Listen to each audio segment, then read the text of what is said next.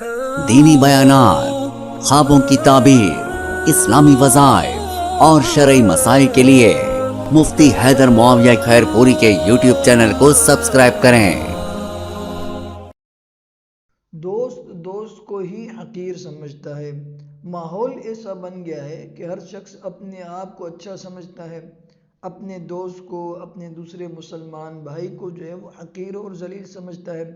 اگر کوئی شخص اس سے عمر میں چھوٹا ہے، چاہے مال کے لحاظ سے چھوٹا ہو یا عہدے اور مرتبے کے لحاظ سے جو ہے وہ اس سے چھوٹا ہے، تو اگلا بندہ اس کو حقیر اور ذلیل سمجھتا ہے کہ میں ہی سب سے زیادہ اچھا ہوں۔ کسی کے کپڑوں کو جج کر کے، کسی کے باتوں کو، کسی کے اٹھنے بیٹھنے کو جج کر کے ہم یہ سمجھتے ہیں کہ یہ مجھ سے زیادہ حقیر ہے، یہ شخص جو ہے وہ زیادہ حقیر ہے، میں تو اعلیٰ رتبے والا ہوں۔ میرے دوستو، اس طرح نہیں ہے۔ یہ حدیث مبارکہ جو ہے میرے سامنے گزری اور میں نے کہا کہ آپ کے ساتھ بھی شیئر کریں تاکہ آپ کے ساتھ ساتھ میری بھی جو ہے وہ اصلاح ہو جائے۔ مقصد جو ہے ان بیانات کا جو ہے وہ اصلاح ہی ہوتا ہے تاکہ ہماری اور آپ کی اصلاح ہو جائے اور ہم اللہ کے رسول کے بتائے ہوئے طریقوں پر جو ہے عمل کر سکیں اور ان طریقوں کے مطابق جو ہے زندگی گزاریں اور آخرت میں اللہ کے سامنے سرخرو ہو سکیں اور کامیابی کا سرٹیفکیٹ حاصل کر سکیں۔ حدیث مبارکہ یہ کہ حضرت ابو ہریرہ رضی اللہ عنہ سے روایت ہے، فرماتے ہیں کہ اللہ کے رسول صلی اللہ علیہ وسلم نے فرمایا کہ ایک مسلمان دوسرے مسلمان کا بھائی ہے۔ کیا ہے؟ ایک مسلمان جو ہے وہ دوسرے مسلمان کا بھائی ہے، اس پر کوئی ظلم اور زیادتی نہ کرے۔ ٹھیک ہے، جب بھائی ہے تو بھائی پر ظلم اور زیادتی نہیں ہونی چاہیے۔ الٹا ہوتا یہ ہے کہ ہم جو ہے وہ لوگوں کو ظلم کے اندر، زیادتی کے اندر مبتلا کرتے ہیں۔ ٹھیک ہے، ان پر ظلم اور زیادتی کرتے ہیں۔ بھائی بھائی کے ساتھ ظلم تو نہیں کرتا ہے، لیکن آج کل ماحول یہ ہے کہ خون کے رشتے بھی جو ہے ایک دوسرے کے جانی دشمن بنے ہوتے ہیں۔ اس طرح نہیں ہونا چاہیے، یہ تو خون کے رشتے ہیں۔ اللہ کے رسول فرماتے ہیں کہ ایک مسلمان جو ہے دوسرے مسلمان کا بھائی ہے، اس کو چاہیے کہ اپنے بھائی پر کوئی ظلم اور زیادتی نہ کرے۔ خون کا رشتہ تو دور کنارے، ایک عام مسلمان کی بات ہو رہی ہے۔ ٹھیک ہے، تو اس پر کوئی ظلم اور زیادتی نہ کرے۔ جب وہ اس کی مدد اور اعانت کا محتاج ہو تو اس کو چاہیے کہ اس کی مدد و نصرت کرے۔ یعنی ایک مسلمان بھائی جو ہے کسی مصیبت کے اندر مبتلا ہے، کسی پریشانی کے اندر مبتلا ہے، کسی جو ہے قرضے کے اندر ڈوبا ہوا ہے، کسی پریشانی میں ہے، اور وہ آپ کی طرف نظریں اٹھا کر دیکھتا ہے کہ میرا فلاں دوست جو ہے، میرا فلاں مسلمان بھائی جو ہے، وہ میرا پڑوسی جو ہے میری مدد و نصرت کر دے۔ ٹھیک ہے، جب وہ اس حال میں مدد کی نیت سے آپ کی طرف دیکھے، وہ آپ کا محتاج ہو، تو اس کو بے مدد نہ چھوڑیں، یعنی اس کی مدد کریں۔ ہوتا یہ ہے کہ ہم راستوں میں گزرتے ہیں، گلی کوچوں میں گزرتے ہیں یا اپنے پڑوسیوں کو دیکھتے ہیں تو وہ کسی مصیبت کے اندر مبتلا ہوتا ہے۔ راستے میں جا رہے تھے، کسی شخص کی گاڑی خراب ہو گئی، ہم کہتے ہیں بھئی ہمارا کیا جائے، اپنا کام کرو، اپنا راستہ ناپو۔ ٹھیک ہے، اور جو ہے وہ بعض لوگ جو ہے وہ تماشائی بن جاتے ہیں اور ویڈیو ریکارڈ کرنا شروع کر دیں گے، یہ نہ کہ بھئی ان کی مدد و نصرت کر دیں، ان کی ہیلپ کر دیں۔ کسی خاتون کا جو ہے وہ بسا اوقات گاڑی کے ٹائر کے اندر کپڑا پھنس جاتا ہے تو لوگ تماشا دیکھتے ہیں۔ ٹھیک ہے، یہ نہیں سوچتے کہ بھئی آگے بڑھ کر مدد کریں۔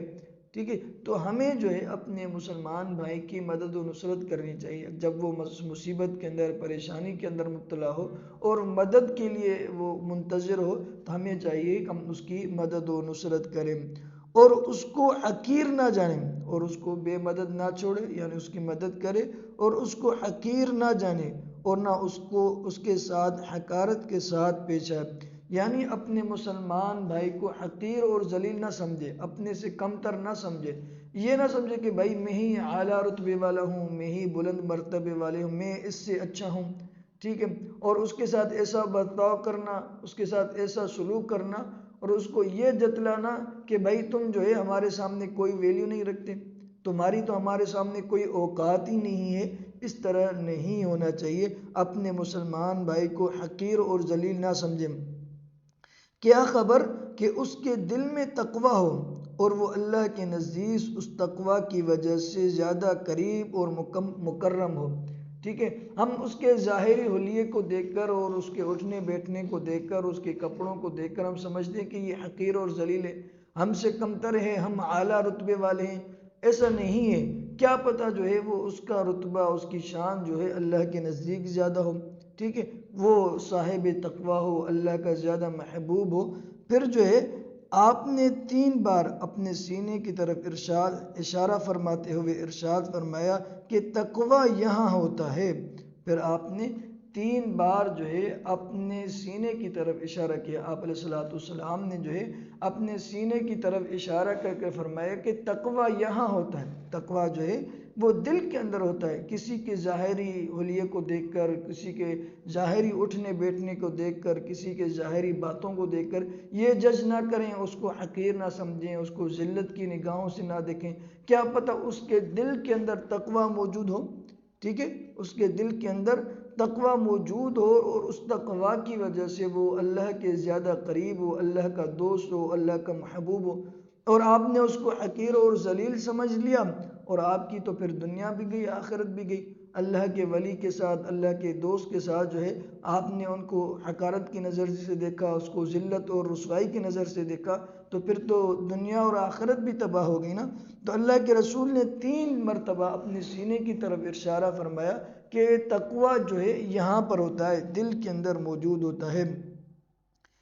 پھر فرمایا کہ آدمی کے برا ہونے کے لیے اتنا کافی ہے کہ وہ اپنے بھائی کو حقیر سمجھے اور اس کے ساتھ حقارت والا برتاؤ کرے، ٹھیک ہے، کتنی بڑی بات ہو گئی، اللہ کے رسول نے بہت بڑی بات کر دی کہ بھئی اگر تم کسی کو جاننا چاہتے ہو کہ یہ شخص جو ہے برا ہے یا اچھا ہے، تو اس بات کو دیکھو کہ یہ جو ہے اپنے ماتحت کے ساتھ، اب لوگوں کے ساتھ، اپنے دوستوں کے ساتھ کس طرح برتاؤ کرتا ہے۔ اگر یہ ان کو حقیر اور ذلیل سمجھتا ہے، ان کو حقارت کی نظر سے دیکھتا ہے، ذلت اور رسوائی کی نظر سے دیکھتا ہے، اور اپنے آپ کو بڑا جتلاتا ہے، سمجھتا ہے کہ میں بڑا ہوں، تو یہ جان لو کہ یہ شخص جو ہے وہ سب سے برا ہے، یہ شخص جو ہے برا انسان ہے۔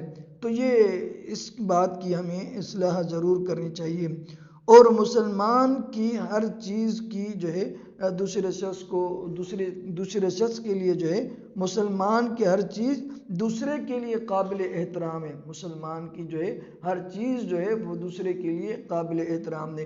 ایک مسلمان کی عزت ہے، اس کی آبرو ہے، اس کی مال و دولت ہے، اس کی بیوی بچے ہیں، ٹھیک ہے، ایک مسلمان کے لیے اپنے مسلمان بھائی کی تمام تر چیزیں جو ہے قابل احترام ہونی چاہیے، قابل عزت ہونی چاہیے، ٹھیک ہے، ان کو عزت کی نگاہ سے دیکھا جائے، حقارت اور ذلالت کی نظر سے نہ دیکھا جائے۔ اللہ سے دعا ہے اللہ رب العزت ہمارے لیے، آپ کے لیے، پوری امت کے لیے آسانیاں فرمائے۔